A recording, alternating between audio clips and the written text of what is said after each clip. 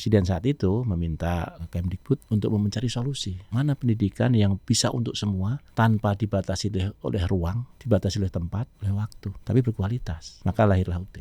Jadi waktu itu tidak ada benchmark di Indonesia. Emang ya UI pun Ketika melihat bahwa tadi ada yang menyatakan bahwa kuliah itu adalah scam, itu adalah hal yang salah menurut saya, karena di sini walaupun saya seorang anak pemulung, tapi ketika saya di UT ada hal-hal yang bisa saya pelajarin. Ketika saya menjadi seorang mahasiswa, belajar di UT saya bisa menjadi Alvin sebesar ini yang bisa kuliah di UGM, bisa keluar negeri gratis dan yang lainnya kayak gitu. lah, emang lu di UGM sekarang? Ya, alhamdulillah saya menjadi mahasiswa S2 di UGM dengan beasiswa LPDP dari Kementerian Keuangan RI. Kita kasih solusi. Kalau dari berita yang baru-baru viral, 62% lulusan S1 baru bisa dapat kerja setelah 1 tahun menganggur. Berat juga ya, ngapain ya? Berarti gue ikut membenarkan kayaknya nih, kuliah itu scam ya. Soalnya kuliah atau mungkin ujung-ujungnya pasti orientasinya uang. Ya. Ya, kita ngomong pada umumnya manusia ya. Iya. Tapi kalau ujung-ujungnya nganggur, nggak dapat uang, nggak bisa bangun usaha, ya ngapain kuliah? Nah, ini pasti banyak reaktif nih dari kawan-kawan semua nih. Nggak apa-apa, nggak masalah. Ya, kita pecahkan aja semuanya di sini nih. Ini ada Prof Ali depan saya nih dari Universitas Terbuka. Waduh, enak dong. Pakai C gampang lulus, nggak usah masuk. Aduh. Kan stigmanya gitu Prof, izin Prof. Bukan dari saya, stigma yang beredar. Tapi kok Alvin lulus gitu loh? Iya kan? Alhamdulillah. Tuh, ini alumninya langsung. Maksud saya gini, belakangan ini memang kenapa kasih solusi sebenarnya bukan belakangan ya, tapi memang 4 tahun insya Allah kita konsisten terkait DNA, gimana caranya kita berdiri ini secara positioning menjadi media yang insya Allah bisa mengedukasi rakyat Indonesia. Kalau tugasnya kami ini memang mengerucutnya di poin nomor 2, asta-citanya Pak Prabowo, yaitu mendorong kemandirian bangsa lewat mungkin swasembada pangannya tipis-tipis lah, tapi di situ ada kata-kata ekonomi kreatif.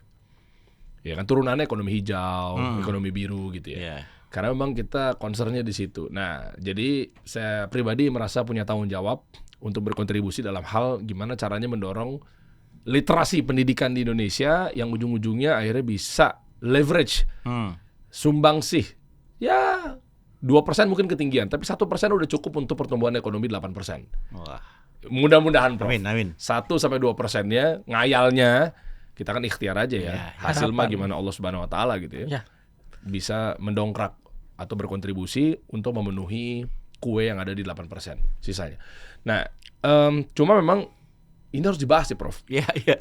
Sebenarnya kuliah is scam, kuliah scam. Soalnya memang ujung-ujungnya taunya kuliah ya ngajarin kita buat ngantor, kerja, tapi begitu cek di data 62%. Iya. Baru bisa dapat S1 loh ya. Setahun dulu nunggu nganggur. Tuh, ini di Kompas juga ngutipnya begini, kuliah itu scam. Waduh. Sebenarnya ada apa sih Prof di Indonesia ini gitu loh. Nanti Alvin juga bisa cerita ya, Vin. Yang pertama gini Mas ya, kita mau jawab secara serius apa setengah serius apa enggak serius? Sangat serius ya. Oh iya. Tidak serius dan pinggir jurang kalau bisa. Ya, Nggak oke. diisi dong nih. Yang pertama harus berangkat dulu dari filosofinya berpendidikan itu apa.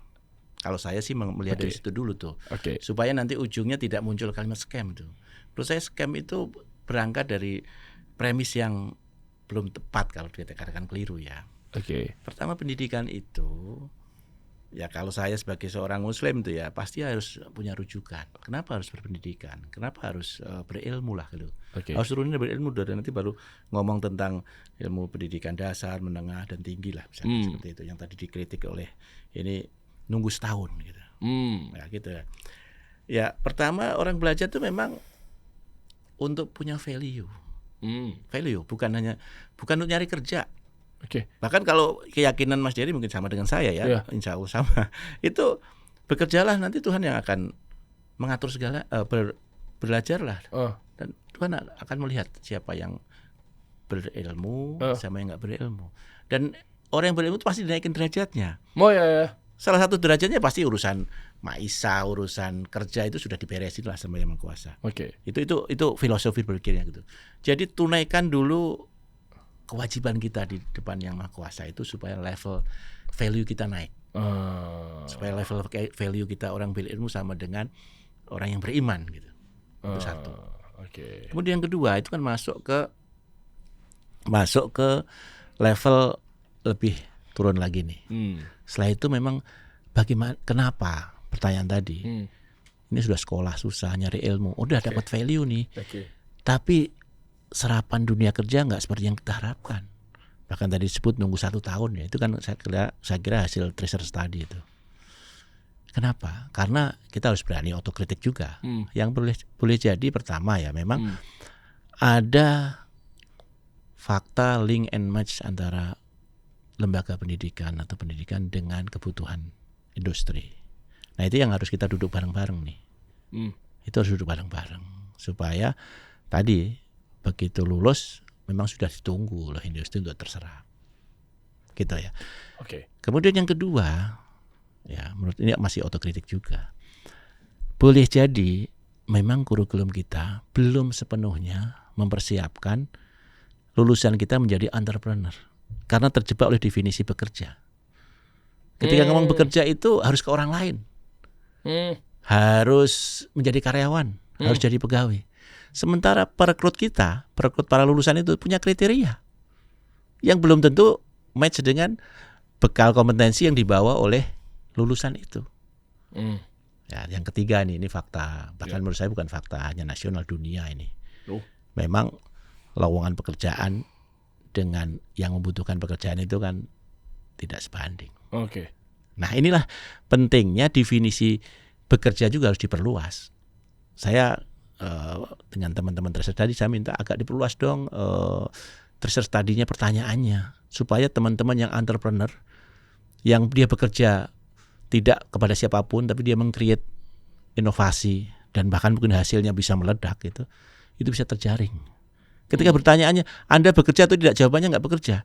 Seperti ini guyonan dikit nih, seperti seorang ibu-ibu itu suaminya pulang dari kerja, terus istrinya di rumah seharian nggak menjadi ibu rumah tangga yang baik, tapi oleh suaminya dibilang, lo enak-enak aja di rumah, nggak kerja nggak apa, kita udah kerja capek, ente kamu sambut dengan wajah kusam dan segalanya.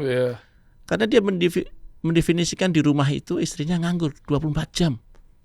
Sepakat gak Mas dari istri kita itu di rumah gak kerja? Enggak lah. Kerja dia. Bahkan ada yang bilang ibu rumah tangga itu adalah madrasah. Madrasah itu kerja. Dan semua profesi ada di ibu rumah tangga. Iya.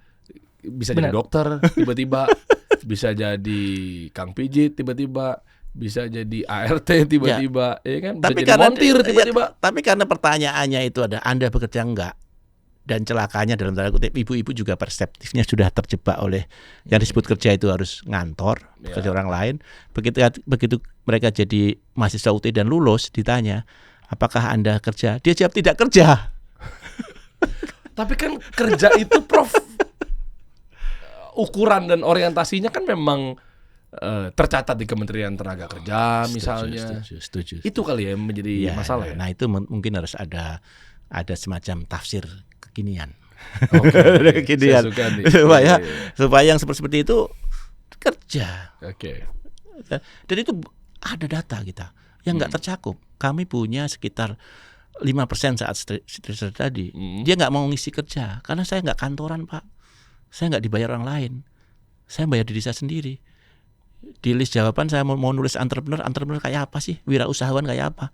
Di kampung saya Pak, kalau KTP yang nggak punya kerja tulisannya itu Pak, wirausahawan, wira swasta. Iya, wira swasta. Tahu?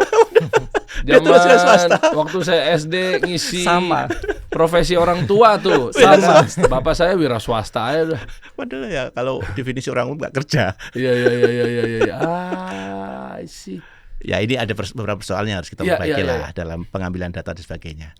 Tapi poin dari ini semua adalah menurut saya ini penting untuk kita renungkan bagaimana lulusan kita itu secara value kalau ditarik dari tadi punya yang membuat dia tidak cari kerja, tidak nyari dunia yang cari dia. Bukan dia nyari industri yang cari dia. Saya demen nih value branding gitu. Ya. Karena faktanya gitu Mas, yang sekarang ini dicari orang, dibutuhkan itu yang punya value. Iya. Dan menentukan harga dia. Orang-orang seperti ini yang nggak ada tarifnya. Ada satu lagi tapi Prof. Ada. Jabatan politik. Ini. Mulia itu mulia. Emang jabatan politik udah pasti negatif, belum tentu guys. Mulia. Loh, iya kan? Mulia. Mungkin gerbong kedengerannya, ya kan? Mungkin dia tim ses misalnya. Tapi kalau memang kompeten, kenapa tidak? Gitu. Politik itu salah satu pilar demokrasi. Ya. Tugas kita memuliakan itu. Oke. Nah, menariknya gini, Prof. UT, Ya. Universitas Terbuka, yang kenapa akhirnya menjadi satu landasan kasih solusi yang undang Anda salah satunya atau memang yang udah saya bidik dari sebelum-sebelumnya adalah saya tuh punya mimpi. Nanti Alvin bisa tambahin ya. Kayak misalnya contoh dulu tuh kita berpikir bahwa akademisi sama praktisi kenapa nggak gabung tadinya. Atau yang kedua secara ekstrim ini mungkin jangan-jangan ilmu lapangan ini kan kita pakai yang ya gue nggak bilang teman-teman ya nggak bilang 100% lah kita bilangnya bahwa 100% gue temuin di lapangan tanpa pakai teori kuliahan gitu. Enggak, betul. Pasti fundamental kita dapetin juga zaman-zaman di kampus. Baik itu memang yang kita sebagai mahasiswanya atau minimal kita dapat dari sebuah buku, bukunya pun juga profesornya juga ngajar juga di sebuah kampus gitu kan. Nah, cuma maksud saya adalah kayaknya pupus harapan nih kalau cuma ngandelin tanda kutip Diknas yang sudah ada, tapi sementara banyak ilmu-ilmu yang sudah adaptif, yang sudah banyak berubah, ilmu lapangan, lebih agile. Iya. Kayak susah nih kalau harus lewat ke pusat. Ya udahlah, kita bikin apalah gitu mikirnya kan.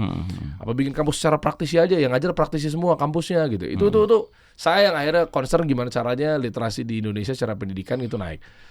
Tapi pas saya cek lagi, oh ada UT. Makanya kita sampai ini zaman saya lewatin Pondok Cabe dulu, Prof.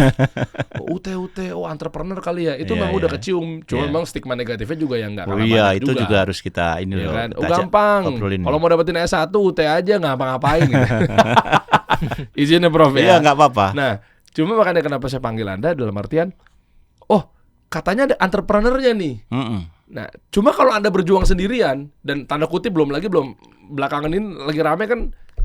Ya saya dapat sedikit lah video-video yang saya baca gitu. RDP ada di Komisi 10, rapat di DPR, narasinya juga menarik tuh. Iya kan? Mungkin kesannya yang saya tafsir ya, mudah-mudahan saya salah ya pimpinan ya. Kayak misalnya, kok dibatasi ruang geraknya UT? Jangan-jangan nanti perguruan tinggi swasta nih UKT-nya turun gara-gara pada pindah ke UT. Alhamdulillah kenapa, Bro? Kalau UKT perguruan tinggi swasta turun ya alhamdulillah kan, masyarakat makin banyak akses. Ya, maksud saya gini loh. Anggaplah sisi positif, bukan karena Anda di depan saya, Prof. Anggaplah sisi positifnya gini. Kan harusnya kan ada UT-UT yang lain gitu loh. Mindset UT-UT yang lain. Saya ralat ya, mindset UT-UT yang lain yang memang literasi tentang entrepreneur. Kalau nggak salah juga saya baca juga datanya UT melahirkan entrepreneur berapa persen? Kita punya 5% mahasiswa aktif entrepreneur. Tuh, kayak gini-gini kan. Harusnya jangan dibungkam tanda kutip. Izin mungkin saya nggak menyudutkan ke siapa yang berbicara ya, ini cuma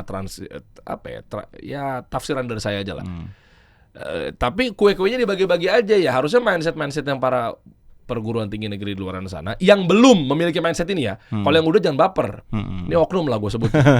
Ya juga sama begitu masuk udah, ayo gimana? Praktek, ayo gimana? Entrepreneur, ayo usaha, pengusaha gitu loh. Itu seperti apa, Bro? Ya ini berangkat dari agak sedikit panjang dikit nih Mas dari tentang filosofi pendirian UT. UT itu berdiri tahun 84 sebagai perguruan tinggi negeri ke-45. Berarti saat itu ada 44 perguruan tinggi negeri yang berbasis tatap muka. Tahun 84 itu terjadi ledakan jumlah lulusan SLTA. Yang tidak tertampung di perguruan tinggi tatap muka. Begitu. Ini perlu ada solusi dari pemerintah. Bagaimana pemerintah juga memberikan fasiliti pendidikan tinggi untuk semua. Nah, maka Presiden saat itu meminta Kemdikbud gitu untuk mencari solusi. Mana pendidikan yang bisa untuk semua tanpa dibatasi oleh ruang, dibatasi oleh tempat, oleh waktu, tapi berkualitas. Maka lahirlah UT. Jadi waktu itu tidak ada benchmark di Indonesia. Emang ya UI pun? Enggak, UI tatap muka. Semua tatap muka. Tidak ada yang distance learning. Kelas karyawan? Ya kalau kelas karyawan tetap tatap muka. Mereka harus hadir ke kelas jam 7 malam sampai jam 9 malam begitu. Terjadwal. Bukan yang online yang dimaksud ya? Bukan. Kalau online itu sebenarnya tatap muka kan melakukan sekarang melakukan daring juga, tapi basisnya Oke. tatap muka, Tatap tapi muka pakai juga daring, pakai dalam jaringan. Iya, tatap muka juga ya, harus hadir juga, harus absen juga secara online ya. Absen juga secara online. Kita butuh pendidikan yang memberikan kesempatan pada siapapun dalam kondisi apapun, dia bisa menaikkan, kalau bahasa saya sekarang itu kualifikasi, kompetensi, dan ujungnya capability. Oke. UT lahir, kita benchmark ke Eropa, benchmark ke negara-negara Eropa, Asia yang sudah maju sana. Nah, lahirlah UT yang didesain single mode, distant learning, dan sifatnya open. Open itu terbuka. Masuk ke UT tanpa syarat, kecuali dia harus punya ijazah SLTA. Nah itu yang membuat tadi ada stigma muncul, kuliah di UT gampang kok, masuknya gampang, nggak pakai tes seperti apa sekarang SPMB begitu. Pakai C. Seperti pakai C, pokoknya yang penting mau belajar gitu. Oh, karena nama kali ya? Boleh jadi. Mungkin ya. Tapi itulah nama yang menguntungkan. Iya juga ya. Padahal kan basisnya Eropa misalnya kalau mau mengekor ya tanda semua kutip nama ya. di sana tuh Open University. Open University. Nah itu maksud saya, kenapa nggak Open University of Jakarta? Ya, ini Nggak nama gitu itu doa. Oke. Dan nama itu berkah. Ya. Ini menunjukkan filosofi keterbukaan kita semua. Open to people, open to place, open to idea. Maka kami terbuka kepada ide apapun sepanjang untuk memberikan fasiliti pembelajaran terbaik untuk anak bangsa kita. Nah, kembali ke tadi, maka kita menggunakan standar dunia. Open and distant learning tadi itu yang terbuka buat siapapun. Kita hanya melakukan seleksi administratif, bukan seleksi kompetensi. Karena kalau kita pakai kompetensi prerequisite, nanti teman-teman mohon maaf yang mendapat pendidikan secara terbatas, nggak punya kesempatan pendidikan tinggi. Hanya yang lulus tes dengan nilai tertinggi dia bisa bersaing. Sekarang betapa banyak anak-anak pinter yang tidak bisa masuk ke perguruan tinggi negeri favorit, padahal pinter dia, tapi karena di situ persaingannya ketat. Yeah. Nah di situ dia terpaksa harus ambil perguruan tinggi lain, termasuk swasta dan bahkan UT misalkan seperti itu. Nah kembali ke sana, maka UT siapapun boleh masuk. Tadi karena untuk menampung ledakan tadi. Yang kedua, saat itu 84 Indonesia sedang tumbuh kan untuk pembangunan itu. Kita butuh sumber daya talenta yang punya pemikiran yang lebih baik lah gitu ya. Kalaupun tidak metodologis begitu, yang lebih ilmiah ya. Untuk segera bisa kita hadirkan. Maka kita berikan kesempatan kepada masyarakat lain, masyarakat di luar yang lulusan SLTA, untuk bisa melakukan reskilling, upskilling, melakukan pendidikan tinggi. Nah, termasuk salah satunya guru saat itu kan didominasi lulusan SPG. Tahun 4 tidak ada yang sarjana. Nah, muncul kebijakan kalau anak-anak kita cerdas mesti sarjana lah gitu. Paling tidak diploma begitu. Maka yang kedua untuk menampung guru-guru yang menaikkan kualifikasi yang tadi, yang istilah muncul stereotip negatif tadi, yang penting masuk UT lah, gampang cari ijazah gitu. Nah, penting lulus gitu. Nanti kita lihat bedah dalamnya betul nggak seperti itu. Karena ada yang di UT itu kepanjangannya bukan ujian universitas terbuka, tapi ujian terus. Hah, ujian terus? Ya, nggak lulus ya, nggak lulus kan nggak belajar. Lah, bukannya katanya udah pasti lulus dan gampang tadi? Nah itu karena dia nggak ngerti filosofi belajar jarak jauh. Belajar jarak jauh berarti yang tadi ya distant learning itu bukan online ya? Bukan online itu bagian dari distant learning. Berarti apa sih sebenarnya distant learning itu? Maksudnya nggak tatap muka, tapi bukan online juga. Lo belajar sendiri dong? Ya, basis pembelajaran kita adalah sistem belajar mandiri, terstruktur dan terbimbing. Basisnya gitu. Ciri khas utamanya itu terpisah nih, sumber belajar utamanya dengan pembelajar. Kalau tatap muka, sumber belajar utamanya siapa, Mas Dery? Dosen kan? Dosen. Iya, namanya juga tatap muka. Iya, dosen hadir di kelas. Maka ketidakhadiran dosen itu adalah kecelakaan pertama buat kita zaman kita mahasiswa dulu. Ya, waduh kita kehilangan waktu nih 2 jam.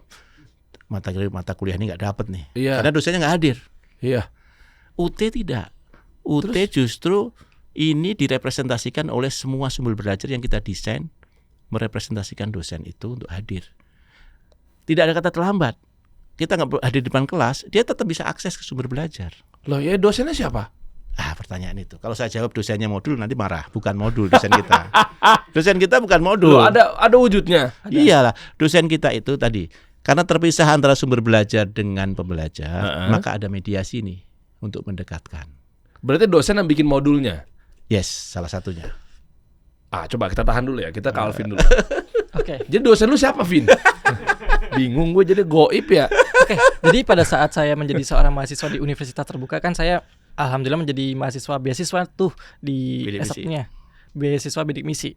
Jadi pada saat itu kan emang kalau kita mahasiswa beasiswa kita difasilitasi yaitu tatap muka tadi, tapi kita juga diberikan akses untuk tutorial online kayak gitu. Jadi pada saat tutorial online itu ada dosennya juga, tapi itu mereka tuh memberikan suatu pengawasan sejauh mana kita tuh harus belajar kayak gitu. Jadi nanti ada diskusi, ada tugas dan beberapa akses yang mungkin notabene belum kita pelajarin, tapi mereka bakal memberikan suatu arahan ke arah mana kita itu harus ilmunya itu lebih benar gitu loh, Mas Deris. Kayak gitu sih. Oke. Ini gue mundur dikit ya, bro. Oke. Kenapa lu pilih UT? Oke, jadi kenapa saya memilih UT? Ya itu dulu deh. Gue penasaran nih. Orang-orang kan di tanpa mengurangi rasa hormat ya. Kan ada kampus-kampus negeri yang lain. Oke. Ada yang kampus-kampus yang memang stereotipnya positif, gengsi, edukatif, ya you name it lah. Ketahuan ya. Oke. Tapi maksudnya kenapa UT gitu? Karena memang lebih dekat ke lapangan tembak biar lu belajar pesawat atau gimana tuh di Pondok Cabe itu? Biar lebih terbuka kali ya. Iya. Beliau ini UT Solo, bukan yang di UT bukan Pusat. yang di Seto, bukan yang di Pondok Cabe. Bukan. Di Solo. Saya di Solo. Saya berasal dari Solo juga. Regional Office Solo. Solonya di mana? Sragen. Tahu Museum Sangiran? Tahu. Nah di situ, sekitaran situ. Jadi Solo asli ya, bukan Solo Besi ya. Apa? Solo Besi. Sulawesi, bukan ya? Sulawesi. Oh, Sulawesi. Iya. Kegocek gue ngomong Prof ya. Iya. Okay. Oh gitu Prof cara mainnya. Boleh saya bercanda juga abis ini ya. Iya kan ada Sragen, ada Klaten, ada Wonogiri, ada Sukoharjo gitu Ya, kan. banyak. Oke. Terus kenapa lu pilih itu gitu loh? Oke, yang menjadi salah satu alasan kenapa saya memilih UT. Iya, karena ada UNS. Oke, sebenarnya kan di sini saya izin cerita ya, Mas Dery, yang dimana Alvin kan seorang dari keluarga pemulung kayak gitu kan. Jadi ibu juga single parent dan itu harus menghidupi 3 anaknya. Yang laki-laki hanya Alvin, itu anak kedua dari 3 bersaudara. Nah, sebenarnya pada saat saya SMA saya juga bintang kelas atau mungkin mendapatkan peringkat reguler kayak gitu, sering lomba-lomba olimpiade. Karena dari keterbatasan keluarga nggak boleh kuliah, ya udah saya berhenti tuh setelah lulus SMA di tahun 2017. Kemudian pada saat di tahun 2018 saya diketahui sama guru SMA aku, kenapa kamu itu pintar tapi nggak kuliah, Vin, kayak gitu. Nah kemudian kebetulan di UT itu ada beasiswa bidik misi, prodinya hukum, dan di situ universitasnya yaitu terbuka di UT. Nah kemudian beliau menawarkan itu dan kemudian saya disuruh mencobanya gitu. Nah yang menjadi salah satu pertimbangan kenapa saya itu memilih UT karena fleksibel, yaitu kalau kita kuliah tatap muka itu cuma Sabtu sama Minggu, dan itu kan kalau saya yang berasal dari keluarga yang tidak mampu tadi, seorang anak pemulung yang jarang banget dapat uang saku, jadi kayak itu menjadi salah satu pertimbangan, efisiensi biaya itu menjadi salah satu hal yang penting kayak gitu. Itu sih yang menjadi salah satu pertimbangan. Kemudian yang kedua juga ketika melihat bahwa tadi ada yang menyatakan bahwa kuliah itu adalah scam, itu adalah hal yang salah menurut saya, karena di sini walaupun saya seorang anak pemulung, tapi ketika saya di UT itu tuh ada hal-hal yang bisa saya pelajarin ketika saya menjadi seorang mahasiswa. Belajar di UT saya bisa menjadi Alvin sebesar ini yang bisa kuliah di UGM, bisa keluar negeri gratis dan bla bla bla yang lainnya kayak gitu. Lah emang lu di UGM sekarang? Ya, alhamdulillah saya menjadi mahasiswa S2 di UGM dengan beasiswa LPDP dari Kementerian Keuangan RI. Wih, keren. Coba dong lihat CV apa? dia. CV dia CV-nya? kayak apa? Itu dong. Prof jangan bikin minder saya Enggak di sini. juga, coba. Coba. Saya juga deg-degan nih. Jangan-jangan rektornya kesaingan. Siap. Alvin Dwi Novemianto. Waduh. Influencer. Oh, lu influencer juga? Iyalah. Serius? Berapa pengikutnya? Berapa? Sebenarnya Alvin itu nggak aktif ngonten, tapi sekali ngonten alhamdulillah bisa FYP. Itu di TikTok sekarang udah 45 ribuan. Ush. Oh, lumayan lah. Nggak, bukan masalah apa. Gue baru tahu nih begitu baca. Kok lu belum sungkem sama gue sih? Sekarang ya Mas Dery ya sungkem. Gue ngomong gue yang jijik. Siapa gue gitu ya. Oke, konten kreator siap, public speaker juga ya, desainer baju apa poster nih? Desain biasanya desain poster sih. Coba kita turun ke bawah ya. Kita lihat di jebolan UT. Yang kata orang-orang kan gampang lulusnya, gampang masuknya gitu kan. Pengangguran nanti. Pengangguran gitu. Susah masuk perguruan tinggi berikutnya. Iya. Lulusan terbaik IPK tertinggi 3,98. Iya, katanya kan di UT susah cari nilai kan. Nyatanya di sini Alvin hadir bahwa membuktikan UT itu bisa juga mendapatkan IPK yang cukup tinggi kayak gitu. Ada sempat gagalnya nggak? Kita justru angle-nya berbeda nih. Gagal mata kuliah. Justru dengan katanya gampang kuliah di UT, nggak usah perlu masuk aja deh, tahu-tahu udah wisuda gitu misalnya. Oke. Ya kan? Tapi lo ada nggak yang berat? Kalau misalnya gini, bukan kooperatif ya, mungkin pengetatannya dari UT tuh kayak nggak bisa, lu tuh udah nggak lulus, lu harus ngulang gitu. Ada nggak kayak begitu?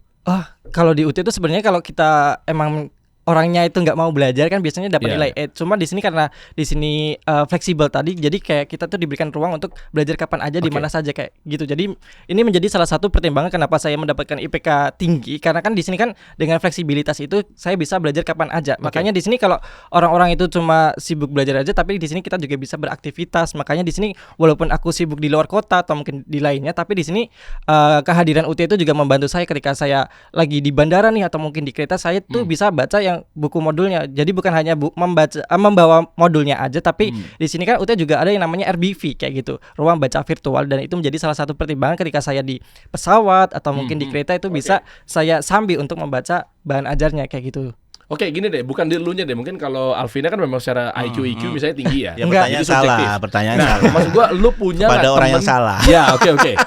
Orang lain untuk membuktikan bahwa UT ini ketat, UT ini serius, UT ini menepis stigma negatif bahwa lu nggak usah ngapa-ngapain aja, tahu-tahu wisuda aja, misalnya gitu ya, menepis kayak begitu-begitu. Ada nggak temen yang nggak usah sebutin namanya lah, ya misalnya memang tanda kutip maaf ya dablek gitu ya, habis itu memang ketat gitu loh, bukan yang kalau menjawab atau membenarkan stigma negatif tadi kan ya berarti artinya semuanya jadi gampang lulus gitu loh, semuanya nggak ada pengulangan gitu misalnya. Orang bodoh pun juga bisa gitu. Bisa lulus. Nah, ada nggak temen kayak gitu cerita-cerita? Oke, jadi kan di sini kan Alvin juga hadir di masyarakat untuk bisa memberikan suatu representasi tentang UT kayak gitu. Yang dimana beberapa hal pertanyaan yang biasanya Alvin dapat yaitu ketika kuliah di UT itu emang berarti langsung bisa lulus ya, Vin ya, kayak gitu. Padahal kan di sini UT kan adalah salah satu PTN yang dimana itu kan pertimbangan juga dari Kemendikbud. Makanya kalau di sini UT itu cuma lulus cepat aja dan kita kayak fast track gitu kan nggak bisa. Karena kan di sini kita juga memberikan suatu akses pendidikan yang sangat layak kayak gitu. Nah, kemudian yang kedua, biasanya kalau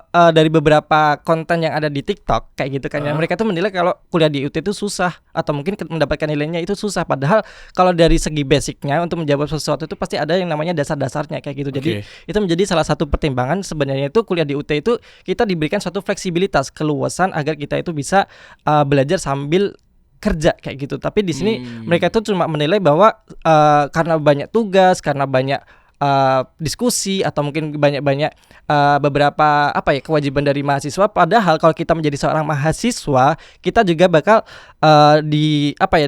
dihadapkan dengan yang namanya tugas atau mungkin diskusi ketika kita kuliah konvensional. Tapi di sini mindset seorang mahasiswa mungkin dari beberapa hal yang saya lihat, mereka itu menilai tugas itu menjadi salah satu beban, padahal itu menjadi salah satu kewajiban kalau kita itu disuruh belajar kayak gitu. Jadi di sini hal yang selalu harus diluruskan adalah tugas itu bukan menjadi beban, tapi itu menjadi salah satu kewajiban kita kalau kita itu menjadi seorang mahasiswa. Iya, berarti ada yang pernah gagal, ada yang ujian terus gitu. Ada. Oh, ada berarti. Biasanya karena nilai UASnya mungkin kurang cukup, jadi dia dapat nilai E. Oh, kan ketat juga berarti ya.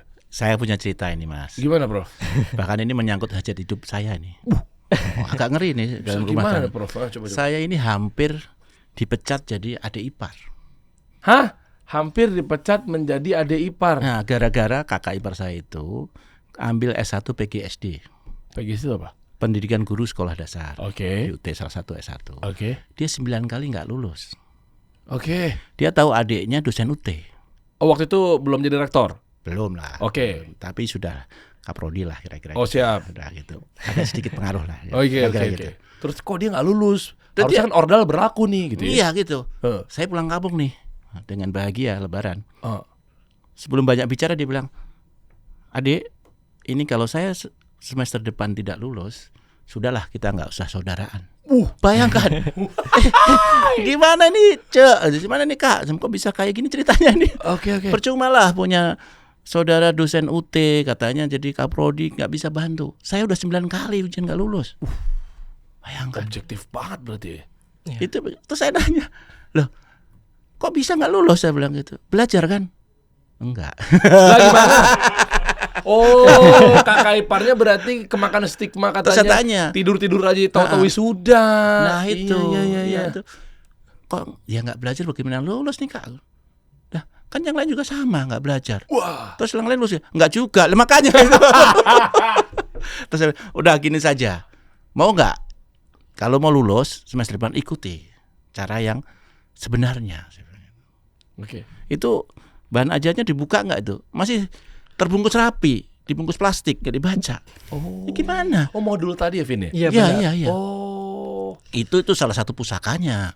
Oh, nanti kita bahas ya. Iya, pusaka mahasiswa Kita kita. pamungkas dari yang bisa dibilang nggak tatap muka, tapi cukup baca modul, terus malah dosennya itu seakan-akan tulisan per halaman ya. Stop kamu di sini. Rehat sejenak. Iya. Itu tuh ada strategi-strategi trik-trik khususnya. Akhirnya Makanya kita- tadi Oke. itu keterpisahan sumber belajar dan pembelajaran itu dimediasi. Mediasinya nggak hanya modul, Mas. Oke. Ada 3 kelompok jenis nih, agak terstruktur ya. Yang pertama multimedia. Termasuk tadi bahan ajar digital itu multimedia tuh. Yang bisa namanya RBV, ruang baca virtual, yang bisa dibaca kapan saja. Bahkan kalau mahasiswa terregistrasi UT itu bisa di-download ke 2 devices. Yang bahan ajar digital itu yang sama persis dengan yang cetak. Modulnya itu. Iya. Oke. Nah, itu bisa dibawa kemana-mana, mau Oke. dalam bentuk tablet, handphone, ataupun dia punya cetak. Kita dua-duanya kita wajibkan punya mereka akses. Oke. Nah itu. Yang kedua punya difasilitasi oleh bahan ajar cetak tadi, Yang tadi multimedia, Oke. digital plus yang lain-lainnya, termasuk link terhadap sumber-sumber belajar yang lain, kemudian video pengayaan, kemudian video rekaman dari live dosen yang mengembangkan bahan ajar itu. Bahan ajar kita itu ditulis oleh dosen-dosen yang bereputasi dari perguruan-perguruan tinggi mitra kita dalam negeri dan juga ada yang dari luar negeri. Dan mereka kita punya standar, tidak sembarang orang bisa nulis. Mohon maaf nih, misalkan Mas Dari ini kan tampilannya meyakinkan sebagai seorang ilmuwan. Amin. Tampangnya ya saya nggak tahu aslinya ya. Iya. Ya gitu. Ya memang cucu Thomas Alva Edison sih. Iya saya. gitu.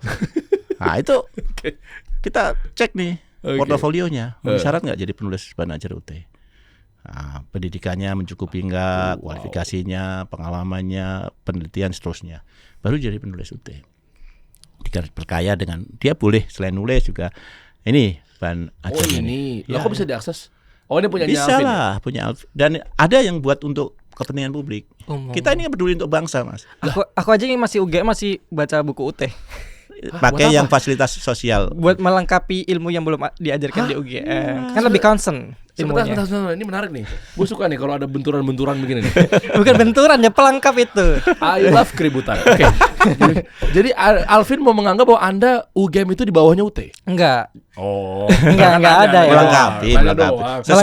Lalu lagi belajar S2 di UGM, Iya. tapi kok malah ngelihat ilmunya tuh pakai ilmunya UT ngintip-ngintip gitu loh. Oke, karena Anda kan tidak menghargai UGM. bukan gitu ya. Bukan gitu. Nah, UGM mitra kita, partner kita. Iya. Sebagian penulis-penulis bahan ajar kita dari Oh. UGM, dari perguruan tinggi berreputasi. Jangan dibelain Prof, biar dia asik. Kami jaga integritas moral beliau. Ini bagian dari pendidikan nih. Oh iya, siap. Berarti Bukan beliau pengajaran. bapakku ya, beliau bapakku, pelindung saya, tameng. Iya. Oke, lanjut Vin. Terus nggak lu ngintip-ngintip ngapain? Kenapa emang? Oke, jadi kan kalau Separuh itu berarti nih kitab pamungkas ini nih berarti. Oke, jadi kan kalau di UGM kan kita seorang mahasiswa itu kan nggak wajib beli yang namanya buku kayak gitu. Jadi hal-hal yang belum diajarkan itu kan kadang-kadang kan emang di luar dugaan kita. Karena kan kalau untuk S2 kan lebih konsentrasi ilmu yang kita pelajarin kayak gitu. Jadi pada saat ketika saya belajar di UGM dan itu belum ada hal yang belum saya ketahui, biasanya aku bakal mengintip di RBV ini karena kan itu kan bisa diakses secara digital kan dan itu gratis kayak gitu. Jadi menjadi Ya. gratis. Sakti juga nih berarti di modul nih. Berarti kan tadi bersifat karena sifat dan prinsip dari UT kan inklusif. Jadi kan itu Iya. untuk mencerdaskan kehidupan bangsa. Itu menjadi salah satu pertimbangan kenapa di sini UT hadir juga kan. Jadi ini menjadi salah satu bahwa dengan adanya RBV ini juga membantu buat orang-orang yang di luar UT kayak gitu Ya, yang mau bisa- belajar. Ilmu kan dari mana aja. Ya Mas. betul. Apa RBV apa? Ruang baca virtual. Ruang baca virtual. Ya ini PDF kayak gini. Saya masih penasaran sih, maksudnya dengan baca seperti ini kan Iya. apa bedanya dengan buku? Nah, apa ini bedanya nih. dengan modul-modul e-course yang beredar? Kan tinggal iya, dibaca. iya. Maksudnya apa akhirnya indikasinya bahwa baca tanpa tatap muka sama dosen? Ya. Betul ini bikinan dosennya. Iya. Cuma tiba-tiba wisuda gitu loh, pinter lulus gitu loh. Kan baca modul bro. Makanya gini Mas, habis ini Mas Dery mesti masuk UT. Oh gitu, siap. Supaya ngerasain nih. Supaya ngerasain. Suka dukanya. Oh iya, bisa langsung lulus nggak? Ya nggak bisa lah. Oh nggak bisa ya. Privilege influencer nggak bisa juga? Nggak bisa. Oh nggak bisa. Siap. Karena sistemnya pakai digital. Terus datanya terkomputerisasi. Mengubah satu titik itu harus mengubah seluruh proses bisnis dari awal sampai akhir. Nggak bisa misalkan saya nakal nih kayak tadi kakak ipar saya. Saya ubahlah nilainya A jadi A di ujung saja. Saya kolusi lah misalkan bagian yang IT ngubah itu, dia hanya bisa ngubah nilai A saja. Tapi komponen untuk pembentuk nilai A itu kan ada track recordnya. Oh iya. Ya dia udah membuat ujian belum yang benar. Nanti ketahuan tuh benar berapa, salah berapa itu terekam sejak UT berdiri sampai sekarang. Jadi kenapa tiba-tiba A nih gitu ya? Di track ya saya nggak bisa di sini, nggak jadi direktor kalau itu saya lakukan. Iya. Harusnya Anda Menteri Pendidikan. Jangan. Aku jangan. Jangan lah. Lah kalau ada ditunjuk presiden langsung gimana? Jangan sekarang karena ada menterinya sekarang. Bener Kalau bisa gantian gitu ya. Nanti ya. Kalau bisa gantian berikutnya. Itu masalah takdir Mas. Iya. Nah tadi bagus pertanyaannya mengenai kenapa bisa gitu. Iya betul. Karena bacaan kita tuh harus memiliki 3 prinsip yang tidak boleh dilanggar. Satu harus self-contained. Harus tuntas tuh, semua ada di situ. Makanya kayak Mas Alvin ini di UGM gitu kan nggak ada wajib beli. Di sini kalau ada yang tercakup masalah definisinya, pengertian, kemudian implementasi segalanya bisa dilihat di situ tuntas, nggak usah baca di sumber yang lain, sudah dicukupkan di situ. Oh, tuntas dia. Ini PDF-nya bisa diakses ya? Bisa. Oh dong, saya dong. Ini bisa. gimana caranya? Nanti kasih password lah, khusus supaya pinter ya. Oh gitu ya. Sekarang sih udah pinter, tambah pinter. Iya, belum pinter sih. Boleh nanti akses ini ya apa? Oh harus masuk akses ya, nggak bisa langsung PDF kirimin supaya WhatsApp kita punya saya rekod ya? dong, bisa rekod. Oh, iya. Siapa? Database saya mau diambil di situ ya. Udah dikasih, masih ngeyel gue ya. Yang kedua ini yang penting untuk pembelajaran jarak jauh, punya kemampuan self instruksional. Dia memberikan instruksi. Itu kekuatan pendidikan jarak jauh, salah satu kekuatannya. Oh, apa korelasinya? Ya karena disitulah dia akan mengikuti perintah yang ada di sini. Dia setelah membaca pertama dikasih tahu Anda belajar ini tujuannya untuk bisa apa-apa. Setelah mengikuti Anda bisa ini. Kemudian dikasih materinya, lalu di situ ada latihan, ada kunci jawabannya. Kemudian dikasih tes formatif sebelum pindah berikutnya untuk mengukur ente itu belajar beneran atau ngelihat kunci dulu baru ngerjain itu tuh. Oh emang ketahuan? Iyalah, kan itu menipu diri sendiri. Maka pendidikan karakter di UT itu sedari dia jadi mahasiswa. Jadi mohon maaf nih bagi yang nggak punya karakter, nggak punya integritas, ingin jalan pintas, jangan masuk UT deh. Keren. Pertama kasihan waktunya. Kecuali memang yang ingin lama. Saya setuju itu. Karena status mahasiswa itu keren. Minimal dapat undangan demo lah. Takut banget. Jadi Anda tahun 98 Anda turun ke jalan ya? Iyalah, jangan kenceng-kenceng lah tapi itu kesalahan. Nanti dipanggil angkatan 98. Salam buat Pak Hariman Siregar ya. Salam. Kita hanya budiran debu lah, Oh, ini menarik ya.